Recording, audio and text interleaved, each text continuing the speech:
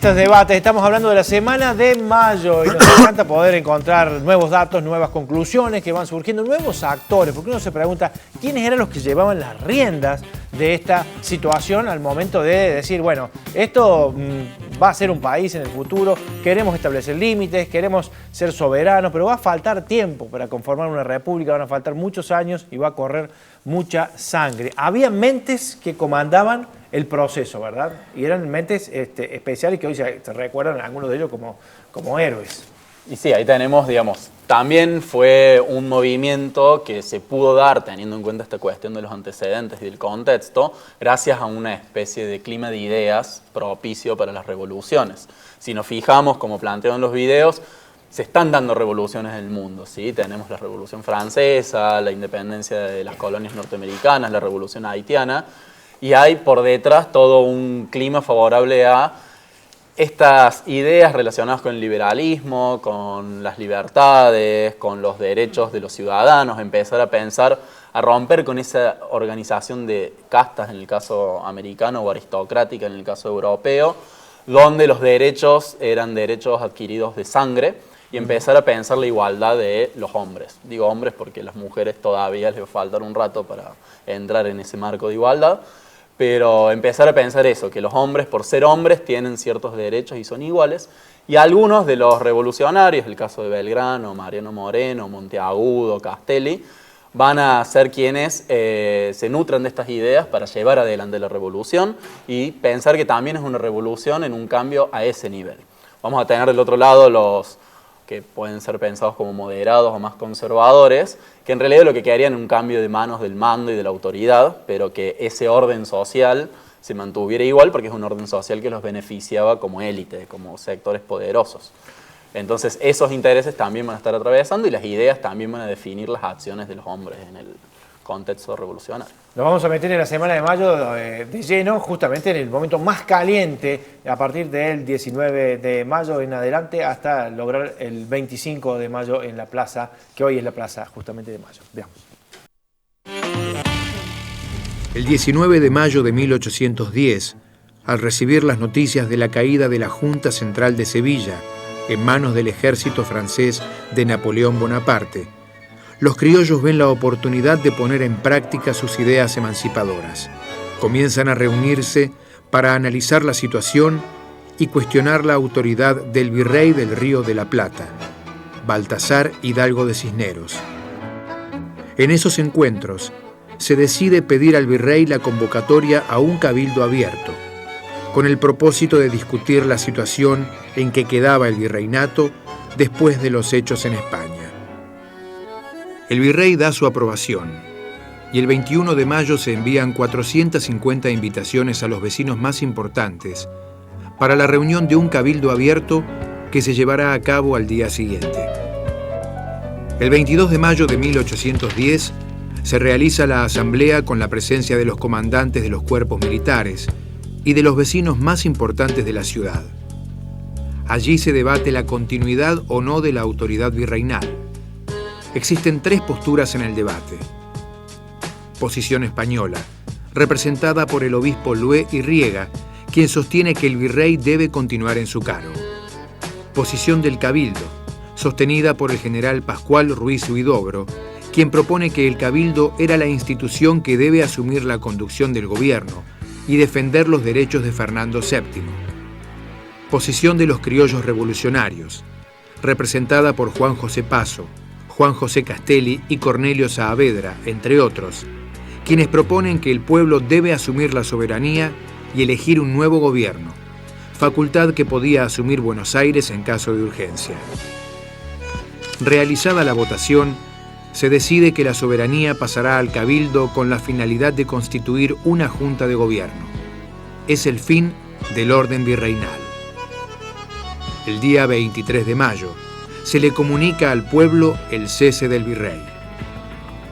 El 24 de mayo queda constituida la Junta Provisional Gubernativa, presidida por Baltasar Hidalgo de Cisneros. Pero cuando trasciende que el virrey sigue en el mando, burlando absolutamente la voluntad popular, provoca la reacción del pueblo y las milicias.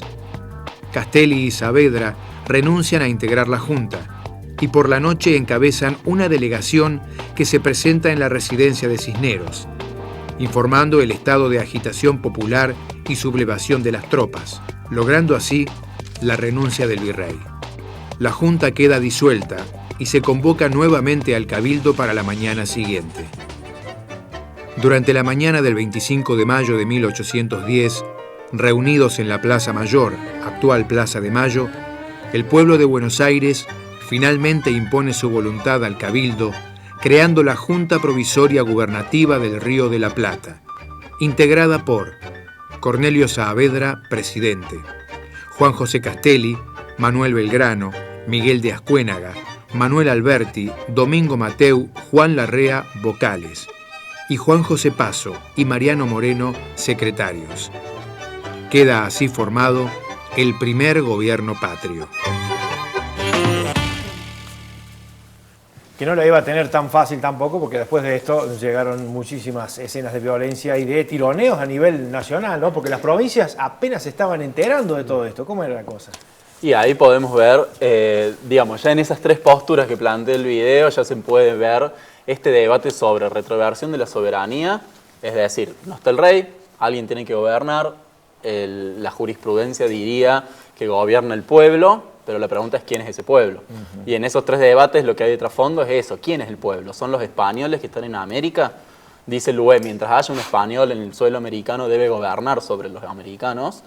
Va a ser Buenos Aires, que como hermana mayor de las provincias, por ser de las ciudades del virreinato, por ser la capital del virreinato, puede gobernar en nombre de las otras y en su ausencia, o van a ser todos los pueblos del virreinato. Entonces, ahí ya nos estamos preguntando quién es dónde recae esa soberanía, y ese es como el primer debate que se plantea detrás de esas tres posturas. Y la otra cuestión está del pueblo. Dice en un momento el video el pueblo de Buenos Aires, pero estamos hablando de 453 personas reunidas en el Cabildo, en una ciudad que tenía 40.000 habitantes. Entonces también pensar cuán elitista era esa decisión y quiénes realmente eran los vecinos que participaban. ¿Y quiénes eran los que no participaban? Los que no participaban, los que estaban afuera y qué rol jugaron, porque no es que estaban afuera haciendo nada, sino que, como dijo Damián muy bien, y nos puede hablar sobre el caso de Córdoba puntualmente, claro. El lugar que jugó ese pueblo no fue el de vender pastelitos y celebrar o salir a pasearse en vestidos las damas antiguas, por ejemplo, sino presionar militarmente desde afuera para lograr la opción que les convenía a los sectores que dirigían ese pueblo, que era la opción de los criollos. O sea que la figurita de Villiquen volvemos a guardar porque no se condicen exactamente con la época. Las complejizamos. Complejizamos un poco. Bueno, ¿y Córdoba cómo lo vivía? Porque entendemos que, primero, nos tenemos que situar en la época. Las noticias llegaban con, a lo mejor, semanas de tardanza. Cuando se enteraban de algo, tenían que tomar una decisión urgente las autoridades. En Córdoba había aceptación a esta revolución de los porteños, había rechazo, había preocupación, estaban dispuestos a enfrentarlos. Bueno, en el caso de Córdoba, lo primero que va a surgir es una contrarrevolución. En realidad va a haber una discusión entre las élites porque que ya venían desde el tiempo colonial con divisiones y discusiones. Hay que entender que la revolución es una coyuntura general que se enmarca en coyunturas locales, por eso no es lo mismo la revolución en Buenos Aires que en la banda oriental, que en Salta y en este caso que en Córdoba. Pero bueno, en el caso de 1810, en esos días, se impone la postura de Liniers, el ex virrey, héroe de las invasiones inglesas, y el gobernador intendente Juan Gutiérrez de la Concha, de resistir a la primera junta, de seguir siendo leal al Consejo de Regencia y orientándose a la obediencia hacia Lima, que tenía el virrey, seguía gobernando. Entonces, pero lo que va a pasar es que rápidamente la Junta manda una expedición militar, que va a ser la primera expedición hacia el norte, pasa por Córdoba y va a lograr asimilar a la jurisdicción a la obediencia de esa primera Junta. Ahí vemos un caso que lo militar se impuso y en realidad Liniers no logra conformar, desarrolló todo un plan táctico, pero no logra movilizar estos sectores para que peleen. Entonces, rápidamente, bueno, son atrapados y fusilados. Eso también muestra un poco la postura, en este caso, de los morenistas, de no volver atrás, o sea, de fusilar a Liniers significaba no volver al viejo orden. Y eso muestra un poco lo que fue la revolución del fin del orden, de ese orden colonial. De ahí las cosas no van a ser igual.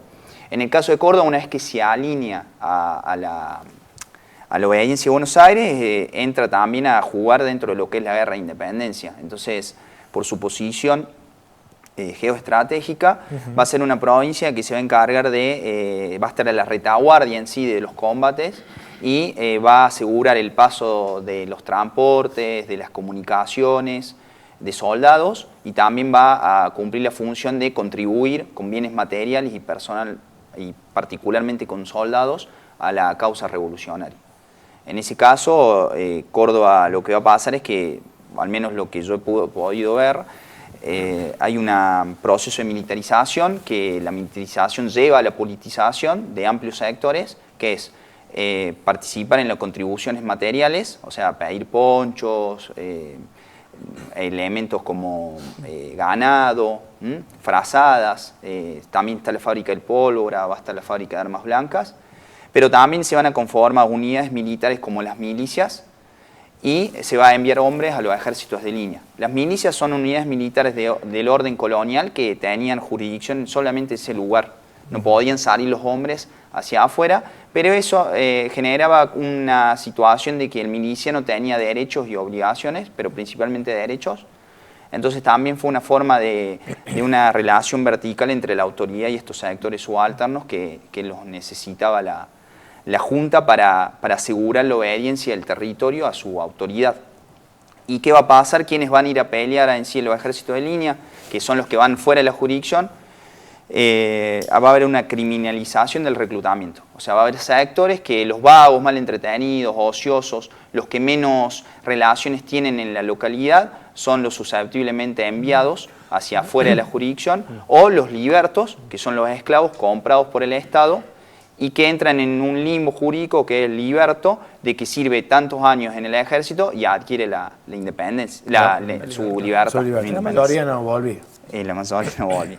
Pero hay que entender también de que estamos hablando de una jurisdicción rural, donde hay un gobernador intendente, y también de que hay diferentes localidades, y que este gobierno necesita de sectores y poderes intermedios como los jueces pedáneos, o sea, las jurisdicciones civil en curatos, como si fueran los departamentos hoy. Claro. Entonces, esos jueces pedáneos eran los encargados de llevar adelante, por ejemplo, el reclutamiento, y eran los que sabían a quién tenían que enviar y a quién no. Entonces, también ahí entra a jugar una lógica de poder. Estos sectores van a empezar a tener más poder porque el gobierno los necesita.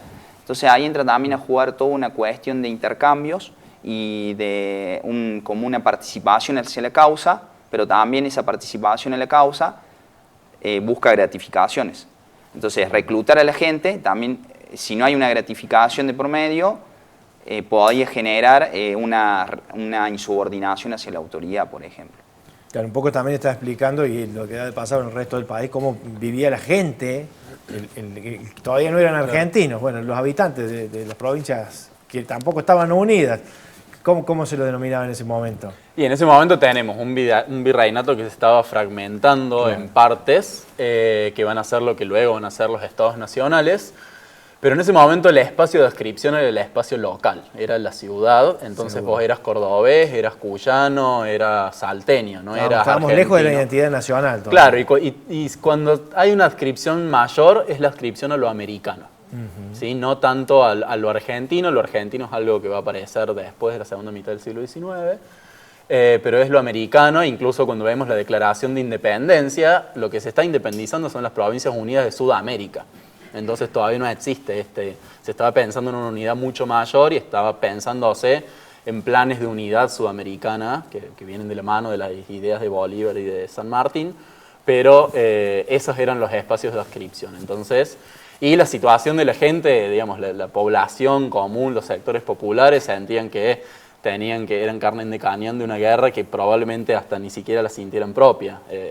Esta idea de la lucha patriótica, de que ver hasta qué punto, cuando se cruzaba con las necesidades cotidianas de ir a una guerra que no sabemos si vamos a volver, dejar nuestra familia atrás, nuestras tierras, nuestros trabajos, etc. Entonces, ahí hay que ver. Y una cosa interesante de la participación de los sectores populares es que mientras las élites discutían cómo limitar cualquier situación que implicara mayores derechos o un cambio en ese orden de castas y colonial, estos sectores los venían conquistando esos derechos a través de la participación, porque entendían y tenían bien claro que me necesitaban para la guerra, entonces a cambio yo puedo exigir. Y esa cuestión de exigir a cambio es donde van a ir construyendo esta idea de yo soy una persona que también puede exigir sus derechos, se puede plantar en planos de igualdad frente a alguien que hasta 1810 pertenecía a otra casta y por lo tanto tenían derechos diferentes. Entonces, lejos estamos de una república, de una democracia, estamos hablando de un mundo totalmente diferente, ¿no? Tal como lo señalabas al principio vos también, porque hablamos de un momento, aparte que ha tenido un cambio, porque uno piensa había una tiranía, pero en este caso apareciera la otra, la tiranía de Buenos Aires, que claro, obligaba a todo el mundo a funcionar como ellos establecían, ¿no? Sí, vos dijiste algo de la idea de república y es muy interesante porque uno de los aportes de la revolución es el concepto de república. O sea, vamos ya a 1820 con estados provinciales republicanos. Y en esto que hablábamos de cómo la revolución se va construyendo y que un poco empiezan a haber varias revoluciones porque cada sector va a empezar a tener su propio rol y a jugar su propio protagonismo en la revolución, empiezan a jugar esta de la división de poderes, que es un poco herencia por ejemplo, de la Revolución Francesa o de Estados Unidos. Y la división de poderes en realidad lo empiezan a adoptar estos gobiernos patrios, si se quiere, para limitar el poder, justamente, para que ninguno de estos sectores se logre quedar con todo el poder. Entonces entran a jugar el poder ejecutivo, el legislativo, el judicial. Entonces también ahí es interesante ver cómo la revolución y la coyuntura del momento y los conflictos internos, las disputas, va a empezar a hacer que empiece a jugar esto de la división de poderes y se empieza a adoptar la idea de república. En realidad es rara la idea de república, son personas que se han creído en la monarquía. Lo más lógico, que a nosotros nos parece raro que Belgrano pusiera un inca como rey, pero lo más lógico es que gobernan un rey, porque vienen de una monarquía. Entonces, es lo que conocen.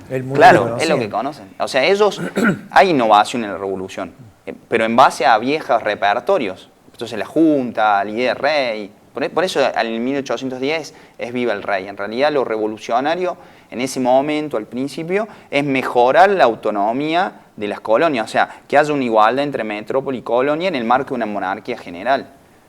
Y eso es lo que después por ejemplo, en España no se va a asegurar. Entonces, el hecho de que, por ejemplo, la sanción de la Constitución de Cádiz, que establece una monarquía constitucional, pero no reconoce en plano de igualdad las colonias.